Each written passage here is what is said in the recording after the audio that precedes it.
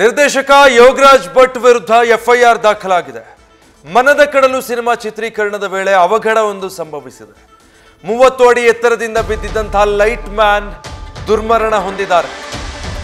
ಈ ಪ್ರಕರಣದಲ್ಲಿ ನಿರ್ದೇಶಕ ಯೋಗರಾಜ್ ಭಟ್ ಸೇರಿ ಹಲವರ ವಿರುದ್ಧ ಎಫ್ಐಆರ್ ದಾಖಲಾಗಿದೆ. ನೆಲಮಂಗಲದ ಅಡಕಮಾರನಹಳ್ಳಿಯ ಬಳಿ ಈ ಘಟನೆ ನಡೆದಿರೋದು. ಲೈಟ್ ಮ್ಯಾನ್ ಮೃತ ಮೋಹನ್ ಸಹೋದರ ಶಿವರಾಜ್ ದೂರು ಕೊಟ್ಟಿದ್ದಾರೆ. ಅದರ ಅನ್ವಯ ಈಗ ಎಫ್ಐಆರ್ ದಾಖಲಿಸಲಾಗಿದೆ.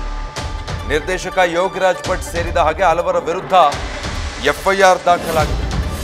ಮನದ ಕಡಲು ಅನ್ನುವಂಥ ಸಿನಿಮಾದ ಚಿತ್ರೀಕರಣ ನಡೀತಾ ಇತ್ತು. ಆ ಸಂದರ್ಭದಲ್ಲಿ ಲೈಟಿಂಗ್ ಮಾಡಬೇಕಾದ್ರೆ ಸುಮಾರು 30 ಅಡಿ ಎತ್ತರದಿಂದ ಈ ಲೈಟ್ ಮ್ಯಾನ್ ಮೋಹನ್ ಕುಮಾರ್ ಬಿದ್ದು ದುರ್ಮರಣ ಹೊಂದಿದ್ದಾರೆ. ಈ ಮೋಹನ್ ಕುಮಾರ್ ಅವರ ಸಹೋದರ ಇದಕ್ಕೆ ಸಂಬಂಧಪಟ್ಟ ಹಾಗೆ ದೂರು ದಾಖಲಿಸಿದ್ದು.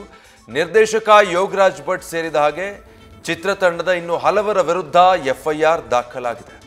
ಸೆಪ್ಟೆಂಬರ್ 3ರಂದು ಸಂಜೆ ನಡೆದಿರುವಂತಹ ಅವಘಡ ಇದು ಅನ್ನೋ ಮಾಹಿತಿ ಸಿಗ್ತಾ ಇದೆ. ಮೃತ ಮೋಹನ್ ಸಹೋದರ ಶಿವರಾಜ್ ದೂರಿನ ಅನ್ವಯ ಸದ್ಯ ಪೊಲೀಸರು ಎಫ್ಐಆರ್ ದಾಖಲಿಸಿದ್ದಾರೆ.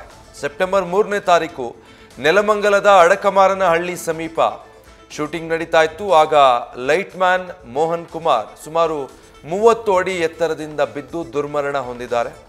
ಈ ಘಟನೆಗೆ ಚಿತ್ರತಂಡವೇ ಕಾರಣ ಅಂತ ಹೇಳಿ ನಿರ್ದೇಶಕ ಯೋಗರಾಜ್ ಭಟ್ ಮತ್ತು ಇನ್ನು ಹಲವರ ವಿರುದ್ಧ ಮೋಹನ್ ಅವರ ಸಹೋದರ ದೂರು ಕೊಟ್ಟಿರುವುದರಿಂದ ಅದರ ಅನ್ವಯ ಪೊಲೀಸರು ಈಗ ಎಫ್ಐಆರ್ ಕೂಡ ದಾಖಲು ಮಾಡಿದ್ದಾರೆ. ಈ ಘಟನೆಗೆ ಸಂಬಂಧಪಟ್ಟ ಹಾಗೆ ಇನ್ನಷ್ಟು ಮಾಹಿತಿ ತಿಳಿದು ಬರಬೇಕಿದೆ.